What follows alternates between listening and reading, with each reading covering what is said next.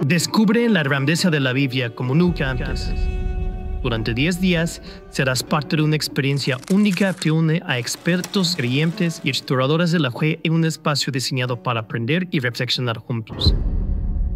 Del 23 de octubre al 1 de noviembre, el Museo de las Sagradas Escrituras Maná abre sus puertas en Jalapa, Veracruz.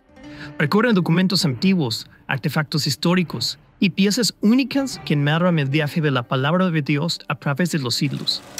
Una experiencia cultural, espiritual e histórica que no olvidarás. Del 31 de octubre al 2 de noviembre se llevará a cabo el ciclo de conferencias, un encuentro académico y espiritual con algunos de los más reconocidos teólogos e historiadores de habla hispana.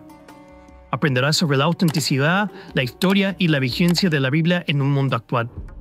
Cada ponencia está diseñada para fortalecer tu fe y enriquecer tu comprensión de las Escrituras. Todo esto sucederá en el Hotel Misión Jalapa Plaza de las Convenciones en la ciudad de Jalapa, Veracruz. Sumérgete en este viaje fascinante y transforma tu conocimiento sobre la Biblia. Desea tu lugar hoy y sé parte de una experiencia que marcará tu vida. Voy a compartirlo de esta manera porque cuando trato de ver todo sin estos detalles aquí arriba, pierdo mis notas. Entonces vamos a hacerlo así. Final de cuentas, gracias por los que han llegado. Espero que algunos más lleguen en los siguientes minutos. Vamos a ver lo que es hoy errores comunes al leer la Biblia como un libro moderno. La verdad es vamos a pasar muy poco tiempo con lo que son los errores comunes al leer la Biblia como un libro moderno, porque francamente yo creo que con los primeros 2 puntos van a entender que esos errores comunes son fáciles, relativamente fáciles de evitar. Lo que sí vamos a ver son errores en lo general en la lectura bíblica también. Entonces, pues vamos a empezar. Yo voy a hacer una observación que hago muy enseguida con alumnos tanto en la Filadelfia como en otras escuelas. Es necesario leer. No importa si uno está leyendo un libro de fantasía, poesía, ficción histórica, filosofía, ciencia, teología, si uno no tiene comprensión lectora, no va a entender lo que lee. Esa es una regla muy obvia.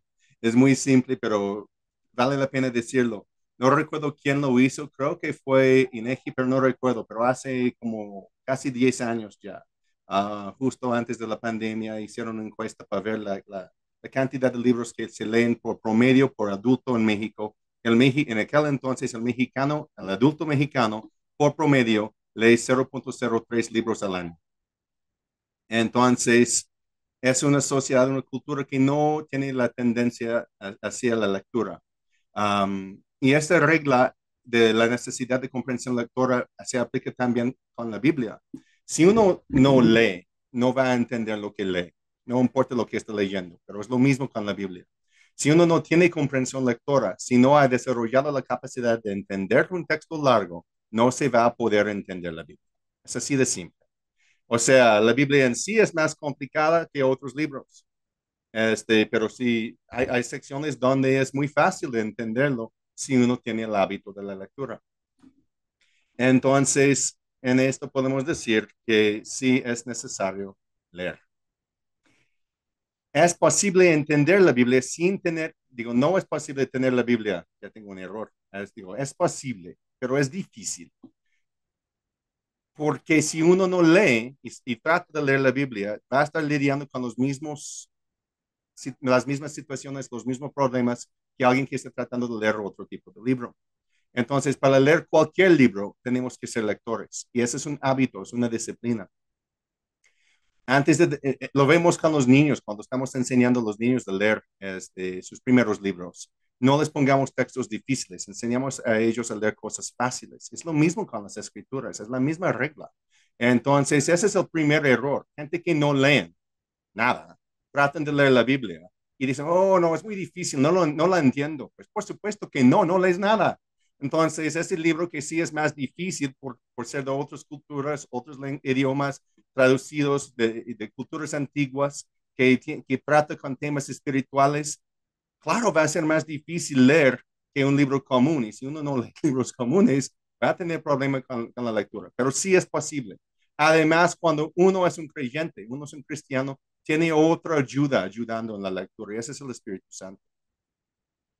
Entonces, estoy diciendo que para poder leer la Biblia con claridad, hoy en día, en siglos pasados, es necesario ser un lector en general. O ayuda mucho a lo menos. Porque ayudar, para ser un lector en general nos ayuda a evitar otro error común en la lectura de la Biblia. Ese ya vimos en la masterclass anterior, porque cuando uno lee la Biblia, está leyendo un libro de libros. Contiene en sí varios libros en distintos géneros de literatura. Entonces, cuando uno es un lector por hábito, probablemente tiene el hábito de leer libros de distintos géneros. Y eso le ayuda cuando ya se acerca al libro de libros, a la Biblia. Porque esa lectura ecléctica que hace fuera de la Biblia va a tener que ser también dentro de. No todos los libros en la Biblia tienen el mismo propósito. Es importante recordar esto. Ya los que se unieron a la sesión pasada ya escucharon que hay varios distintos géneros de literatura en la Biblia, distintos teólogos que los clasifican de maneras diferentes, pero sí, en sí hay varios géneros de literatura. Un lector ecléctico no espera que un poema se lee de la misma manera, conforme las mismas convenciones literarias que un relato histórico. De igual manera, entiende que un relato histórico no se lee conforme con las mismas convenciones literarias que una carta. Eso es importante recordar cuando estamos leyendo la Biblia, porque los distintos géneros de literatura cumplen con las convenciones y las reglas de estilo de los géneros a que son parte. Y a veces incluso que encontramos libros en la Biblia que contienen varios géneros de literatura. La Biblia, por ejemplo, contiene textos históricos, poemas, cartas. Tiene libros de género y estilo apocalíptico. Tiene libros sapienciales, que es otro estilo antiguo de literatura. Algunos, como Apocalipsis, contienen varios géneros. Juan relata su visión, esa es historia. Explica lo que pasa y cómo entró en su visión. Pero de ahí en adelante ya vemos varios otros géneros literarios presentes en un solo libro de la Biblia. Entonces, es importante o ayuda a entender la Biblia siendo un lector, porque ya uno sabe al leer distintos géneros qué esperar y cómo leer y cómo entender estos géneros. Si uno trata de leer, regresando a Apocalipsis, si uno trata de leer Apocalipsis como una narrativa histórica tal cual, pues va a quedar muy confuso. Si lo trata de leer como puro poesía, va a quedar pues pensando que es muy mal poema.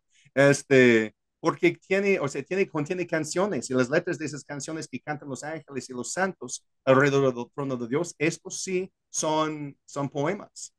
Y tenemos las cartas a las iglesias y estas sí cumplen con las reglas de las cartas. Y si uno trata de leer Apocalipsis pensando que es un solo género literario, no va a tener mucha facilidad en entender el libro. En sí, Apocalipsis es difícil. Otro ejemplo es esto. Si uno lee los dos libros de Lucas, que es el Evangelio de Lucas y el libro de los Hechos, como poema, pues no es poema, no va a funcionar como poema. Si trata de interpretarlo como poema, no va a tener sentido. Si lo trata de interpretar como un libro apocalíptico, tampoco. Los dos son libros históricos. De hecho, Lucas, el Evangelio de Lucas es un texto histórico que se llama una fuente secundaria porque Lucas no experimentó lo que relata él. Él fue a Israel y entrevistó a la gente y escribió lo que escuchó. Hasta la segunda mitad de Hechos ya encontramos Lucas presente por todo lo que ocurre. Y desde entonces, creo que es capítulo 15 en adelante, Lucas ya es una fuente primaria histórica. Y entonces, en cuestiones historiográficas, los dos libros son muy importantes porque incluyen las voces, las observaciones de la gente que vivieron los eventos que experimentaron y están relatando lo que ocurrió. Entonces, si lo vemos en este contexto como en su género literario, nos ayuda mucho a entenderlo. Es algo que uno siempre tiene que tener en mente leyendo la Biblia. ¿Qué género de literatura estoy leyendo? Cuando uno agarra El Señor de los Anillos o Harry Potter o lo que sea, pues ya uno sabe de qué género es. Si uno abre un libro de poemas de Rumi, pues sabe qué género es y no cambia. pero la Biblia va cambiando de género a género, a veces dentro de libros, y si no dentro de libros, pues muchas veces entre los libros. Y entonces hay que siempre tener esto en mente. Mucha gente se frustran con la Biblia porque empiezan en Génesis y esa sí es una narrativa histórica muy fácil, y llegan a Levítico y todo cambia. Sí, por supuesto, porque ya estamos leyendo leyes y es otro género. Entonces, se tiene que esperar otro estilo de literatura y ya el lector tiene que ajustar cuando lee. No es justo el libro, esperar que el libro ajuste a los gustos del lector. El lector tiene que ajustar lo que espera del libro. Muchas partes de la Biblia, como Génesis, Éxodo, primero y segundo Samuel, primero y segundo Crónicas, primero y segundo Reyes, varias secciones de los libros proféticos, los cuatro evangelios y hechos. Estos se puede decir que son libros históricos, contienen historia y el propósito es entenderlos tal cual.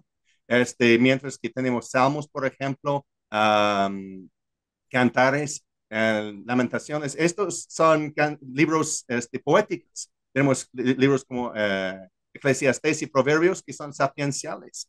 Y si uno lee, por ejemplo, Proverbios pensando que es un libro de leyes, va a quedar muy legalista, tratando de aplicar todo el consejo sabio en Proverbios como leyes que deben de gobernar la vida.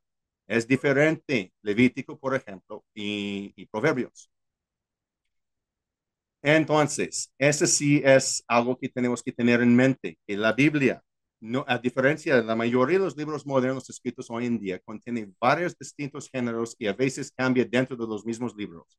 Entonces, ese sí es un error común con lectores que están acercando a la Biblia por la primera vez, porque no están acostumbrados, si es el caso que son lectores, no están acostumbrados de leer libros que cambian a veces dentro de un párrafo, cambia de género. Entonces, aquí tenemos una cita hecha por un gran académico cristiano. Él escribió que la Biblia no puede leerse correctamente excepto como literatura y las diferentes partes de ella como diferentes tipos de literatura que son. Lewis es obviamente un gran autor. Escribió muchas cosas ficticias, también escribió muchas otras cosas así teológicas, filosóficas, escribió muchísimas cartas. Era alguien que dedicó su vida al estudio de la literatura antigua. Entonces, ese también es su consejo. Hay que estar consciente que la Biblia contiene esos diferentes tipos de literatura y hay que interactuarnos con ellos como son.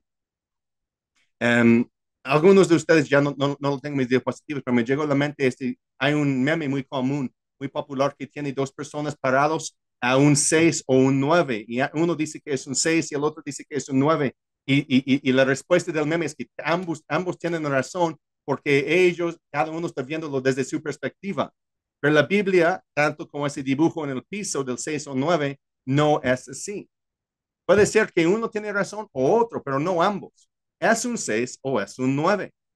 ¿Quién decide que es un 6 o un 9? El quien dibujó la imagen. Él sabe si es un 6 o 9. Y es lo mismo entonces con la Biblia. Si, si queremos un guía para entender el texto que de un libro, tenemos que entender entonces el propósito del autor y no imponer nuestras opiniones, nuestras esperanzas sobre el texto.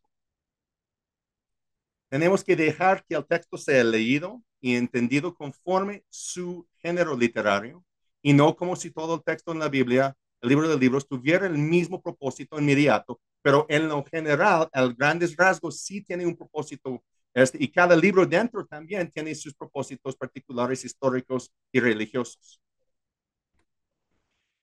Un texto sin contexto es pretexto. Esa regla es muy útil cuando estamos ya hablando de interpretar o enseñar lo que dice la Biblia o tratar por propósitos personales de interpretarlo. Es un error. Básicamente lo que dice, si sacas una sección de un texto fuera de su contenido, ya lo puedes ajustar a decir lo que quieres que diga, no necesariamente lo que fue el propósito original. O sea, si para ti es conveniente que el dibujo en el piso es un 6, vas a insistir que es un 6 porque no estás cuidando el contexto original. Es lo mismo con la Biblia. Entonces, quizás este error de sacar secciones de la Biblia de su contexto, tanto inmediato como total, puede ser el error más peligroso hoy en las iglesias y en la vida personal. Este error ocurre cuando tratamos a la Biblia como una colección de frases inspiradoras que sirven para poner nuestros perfiles en las redes sociales. O sea, lo vamos a poner en nuestro Twitter o nuestro Instagram para identificarnos como cristianos o como gente de fe. Ahí va un versículo. O si lo pongamos en el calcomanía que va en nuestro auto o imanes para nuestros refrigeradores para recordarnos en la mañana que todo lo podemos hacer en Cristo que nos fortalece. Está bien, o sea, sí es cierto, pero hay un contexto mayor y ese contexto mayor es importante. Entonces, si uno quiere tener una interpretación precisa del texto, tenemos que regresarnos a lo que dice el texto en su contexto mayor. Puede ser nada más el párrafo alrededor, el capítulo, el libro entero, o incluso el contexto histórico, o incluso la Biblia en su totalidad.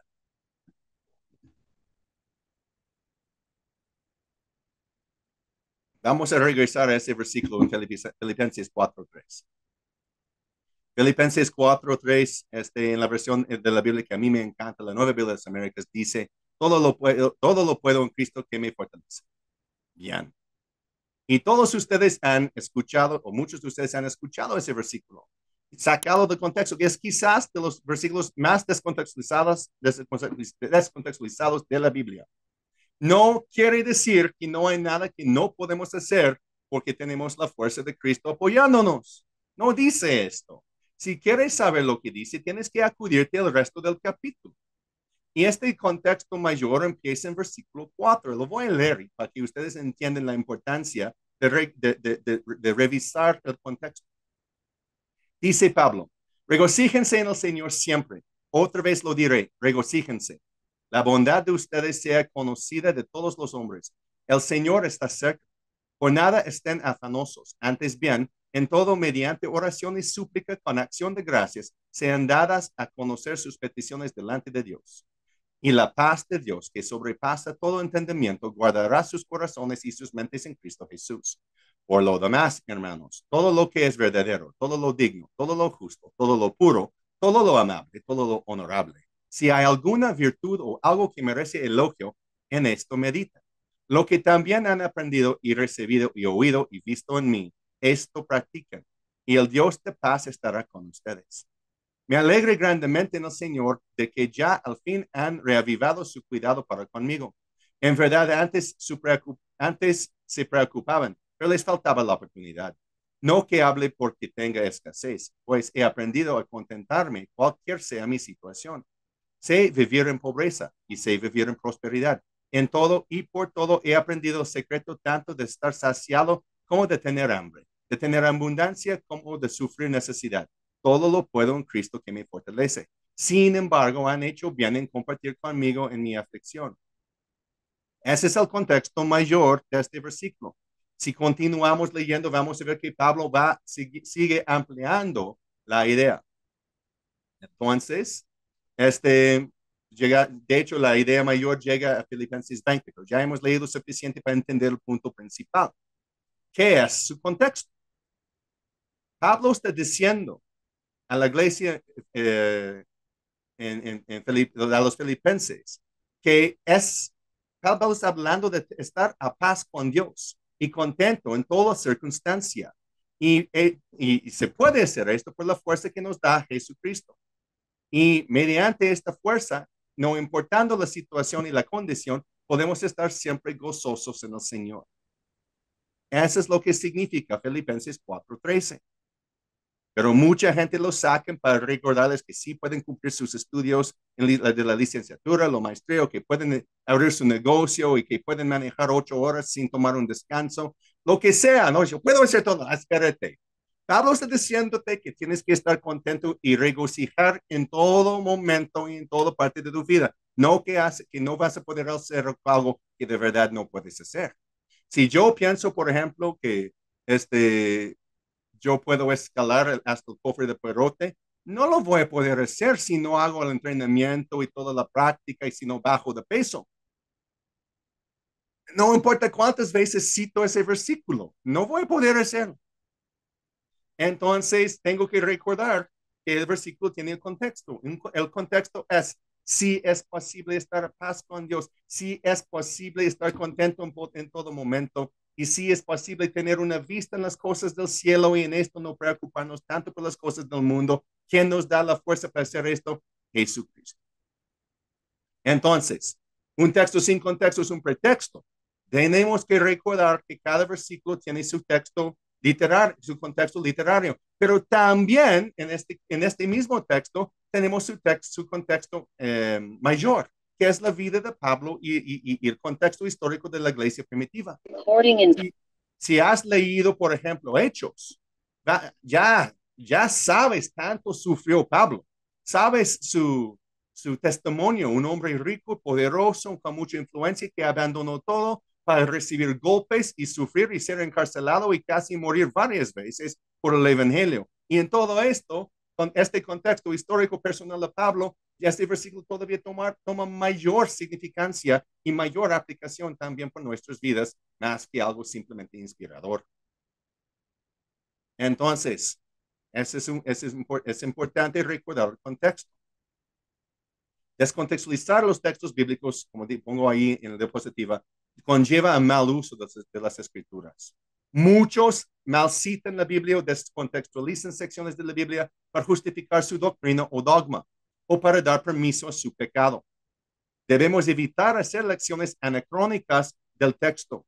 Si el texto no quiere decirlo, nosotros no tenemos el derecho de insertar o injertar nuestra interpretación, algo distinto que el autor quiso decir. No debemos leer la Biblia mediante la lente de nuestra cultura o tradición eclesiástica. Y eso es difícil, pero es muy importante. Por ejemplo, la Biblia habla mucho de la justicia divina. Hoy en muchas tradiciones liberales del cristianismo, esos versículos han sido descontextualizados para hacer que la Biblia tome una postura pluralista, neomarxista, muy liberal, etc. Algunas tradiciones usan versículos fuera de su contexto original para bendecir los pecados populares en nuestro día. Algunas iglesias, no voy a decir cuáles, tampoco voy a mencionar las doctrinas, ignoran el claro contexto para poder formar una doctrina no conocida y completamente extra bíblica, algo que los autores no imaginaron y de verdad, si lees el resto del contexto, van a estar en desacuerdo. O sea, la iglesia histórica, los autores y el mismo Espíritu Santo tuvo un propósito, una significancia para los textos. Y muchos abusan de la Biblia para justificar sus doctrinas y sus prácticas y sus vidas. Y ojo, siempre ha sido un problema en la iglesia cristiana. O sea, no es algo exclusivo del siglo XXI. Tanto que siempre ha sido un problema en la iglesia cristiana, que vemos varias citas de padres de la iglesia que escribieron en sus comentarios, incluyeron líneas o observaciones al respecto de la necesidad de tener las escrituras como una regla para la iglesia, una regla confiable que no se debe de abusar. Voy a citar a varios padres de la iglesia en esta presentación. Ya perdí mis notas.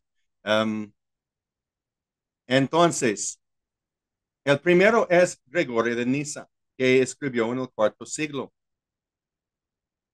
Dijo él, no tenemos derecho a tal licencia, es decir, a afirmar lo que nos plazca.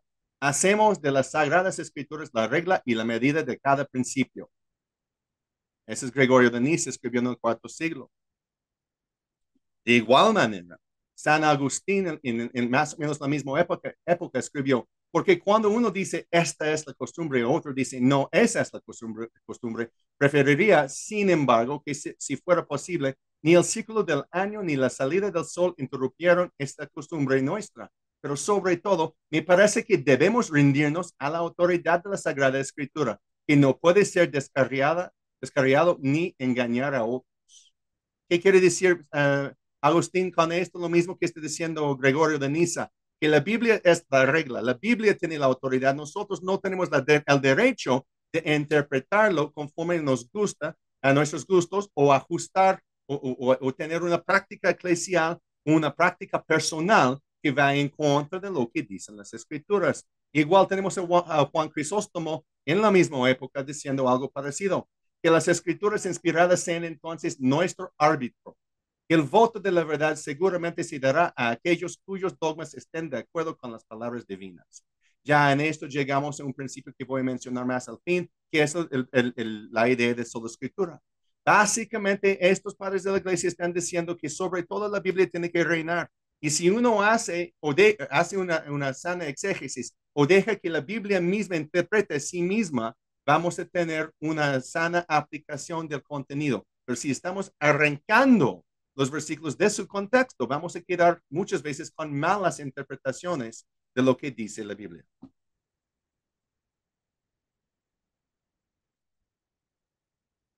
La Biblia tiene una doble autoría. Es importante recordar esto.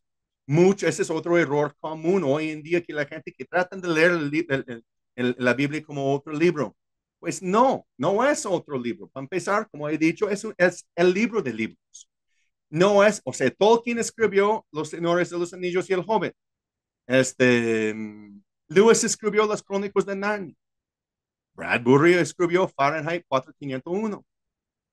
Pero la Biblia no se puede decir tal cual que tiene un solo autor, tiene doble autoría. Muchos hoy en día quieren agarrar el libro, la Biblia, como un libro como cualquier libro, y no quieren reconocer su doble autoría. Están dispuestos a decir que Moisés escribió los primeros 5 libros, que Lucas escribió Lucas y Hechos, y etcétera, etcétera, que Pablo escribió sus epístolas. Están dispuestos a ceder esto, pero no quieren reconocer o ceder, o quizás la lean ignorantes en práctica de su autoridad divina, que tiene otro autor a través de esos autores humanos.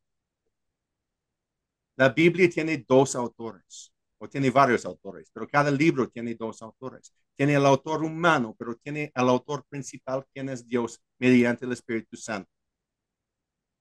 Entonces, cuando decimos que la Biblia fue escrita por hombres, estamos diciendo que los autores eran como nosotros, imperfectos y con conocimiento finito. La diferencia, si queda ahí, pues entonces no la tenemos que creer. Pero cuando recordamos del poder del Espíritu Santo, que el Espíritu Santo salvaguardar el mensaje de Dios para todos los seres humanos que lo escuchan, pues entonces ya podemos decir que aunque los autores eran como nosotros, imperfectos y con conocimiento finito, el autor principal, Dios, no es como nosotros, es perfecto y con conocimiento infinito. Ese lo hace la Biblia, el mensaje de la Biblia, infalible e inerrante, porque Dios es infalible e inerrante. Ningún otro libro en el mundo puede decir esto. No es como cualquier otro libro. Aunque me encanta lo que escribió C.S. Lewis, tengo que admitir que es un hombre finito. Sus libros no son infalibles ni inerrantes. Igual San Agustín no era infalible ni inerrante. Infalible quiere decir que no contiene error. Inerrante quiere decir que no conlleva error. La Biblia, siendo un autor mayor, tienes Dios, que es infalible e inerrante, también comparte y transmite ese mismo mensaje, algo que Dios da porque Dios, mediante su espíritu, otorga esta a la Biblia.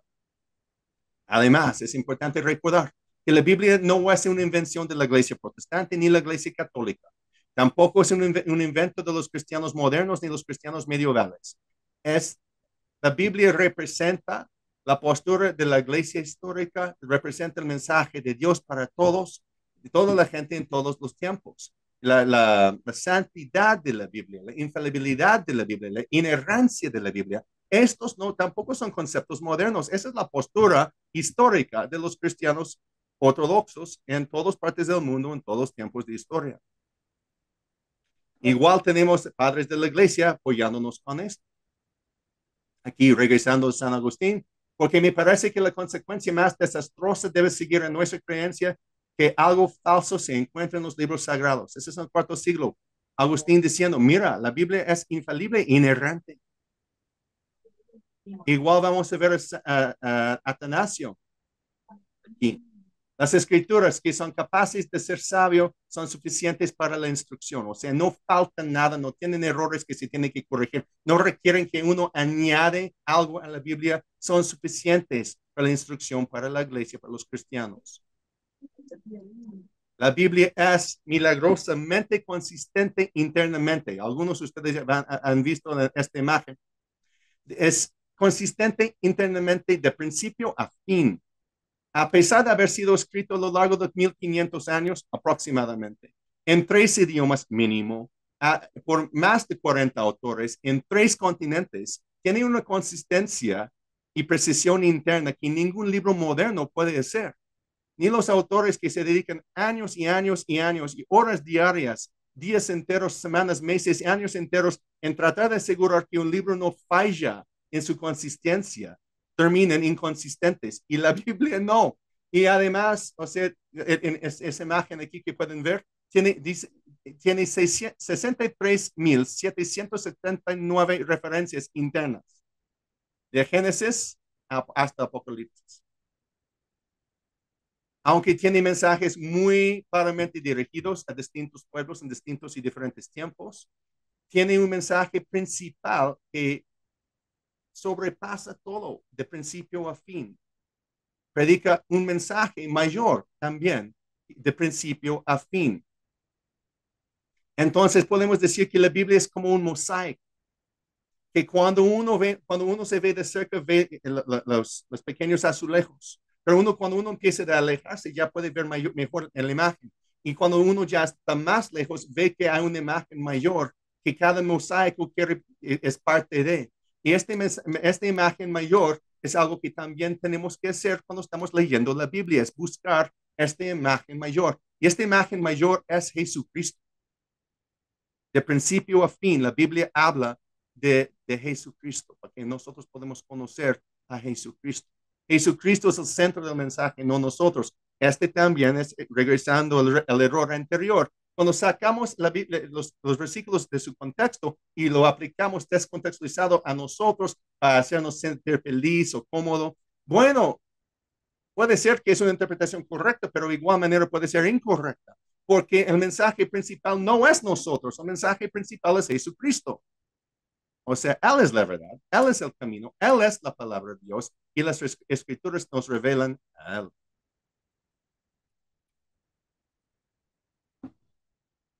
La autoridad de las escrituras tampoco dependen de una institución. No dependen de la iglesia católica, no dependen de ninguna iglesia protestante, no dependen ni del judaísmo. La autoridad de las escrituras no es algo dada por tradición.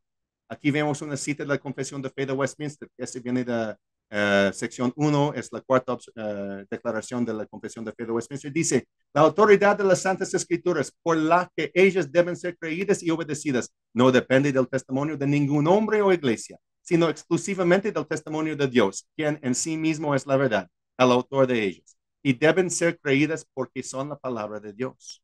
Entonces ya en esto vemos algo que la Biblia misma afirma y varias confesiones históricas de varias iglesias afirman, que la autoridad, la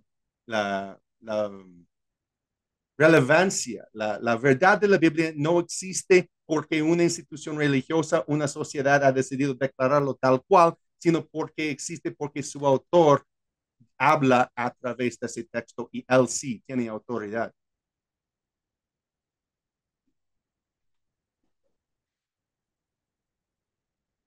Muchos cuando leen la Biblia no entienden que la Biblia fue escrita para todos.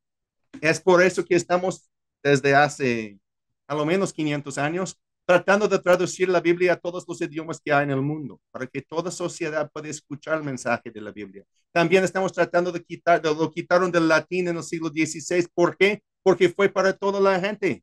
Y empezaron a enseñarle a la gente de leer los idiomas europeos. ¿Por qué? Para que la gente lo pudieran leer, porque es escrito para todos. Cada persona puede y debe de leer la Biblia, y más si es un cristiano. Sin embargo, hay cosas que no son tan fáciles de entender, lo admito. Y por esto existen carreras como teología o como historia bíblica, precisamente para ayudar a gente a entender con más facilidad esas partes difíciles de la Biblia. Hay quienes dicen que es posible entender la Biblia solamente con la guía de cierta casta eclesial o cierta institución o cierto profeta. Eso es simplemente falso. Uno no requiere el permiso de ninguna casta eclesial, ninguna institución, ningún profeta para poder leer la Biblia y tampoco necesariamente requiere el apoyo de la casta eclesial, una institución, un profeta para entender. Sí es cierto que hay carreras y sí es cierto que hay gente dentro de las distintas instituciones religiosas y dentro de la casta clérigo, o sea, pastores y sacerdotes, y etcétera, que sí se han dedicado de prepararse para poder ayudar a la gente a entender la Biblia. Pero la mayoría de la Biblia se puede leer y entender sin estos guías, porque fue escrito para todo el pueblo de Dios.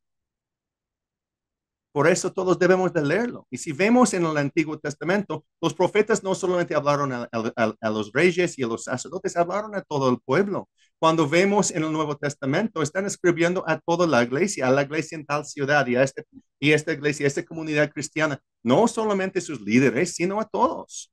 Entonces, la idea es que debe de ser suficientemente simple para que todos lo puedan entender de una manera básica.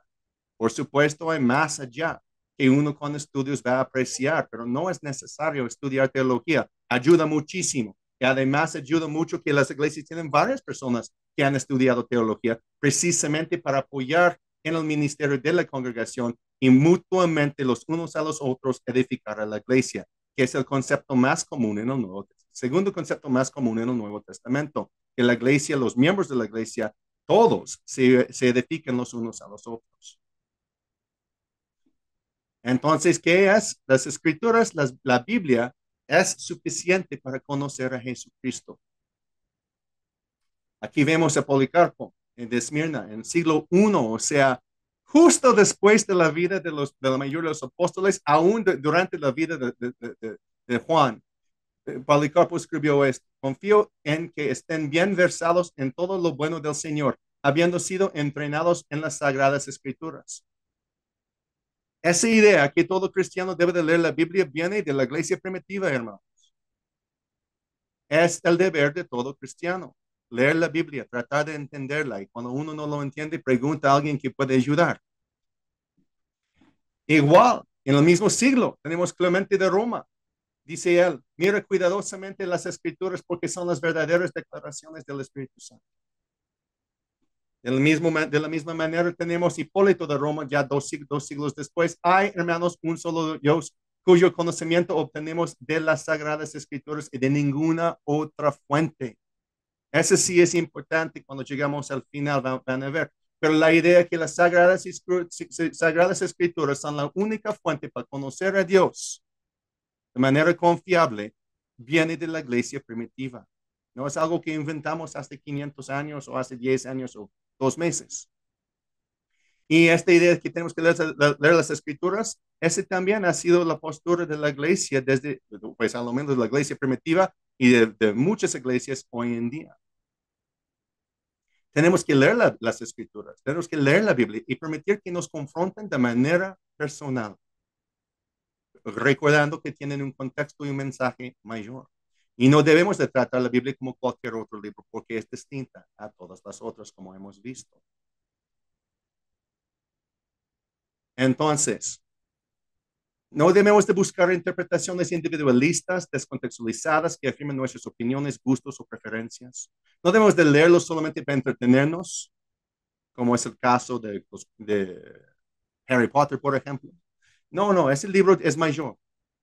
No debemos de leerlo como un solo tipo de libro porque no lo es, contiene varios géneros.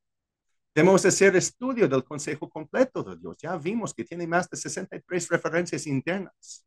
Ese requiere que lees algo y buscas. Si tienes una Biblia que tiene las referencias a otras secciones de la Biblia, búscalos, síguelos, deja ver lo que dice y que dice el consejo completo de Dios, la Biblia en su totalidad, para que Jesucristo sea revelado a nosotros y la voluntad de Dios para nuestras vidas sea realizada en nuestras vidas. Nuestras doctrinas y nuestras doxologías deben de conformar a la revelación que tenemos en la Biblia. Ya vimos los padres de la iglesia hace casi 2000 años diciendo la misma cosa.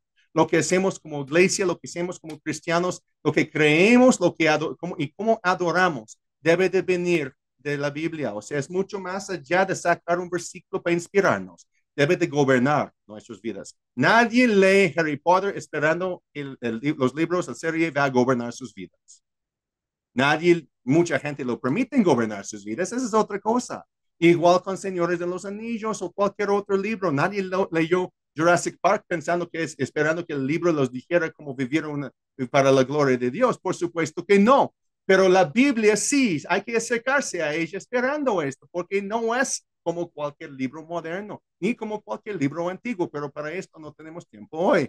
Entonces debemos de ser parte de una iglesia que predica la Biblia, que cree en la Biblia, que no pone ninguna otra autoridad por encima de la Biblia, que busca someter su práctica tanto como doctrina como doxología. Eso quiere decir alabanza, en la manera que adoramos a Dios.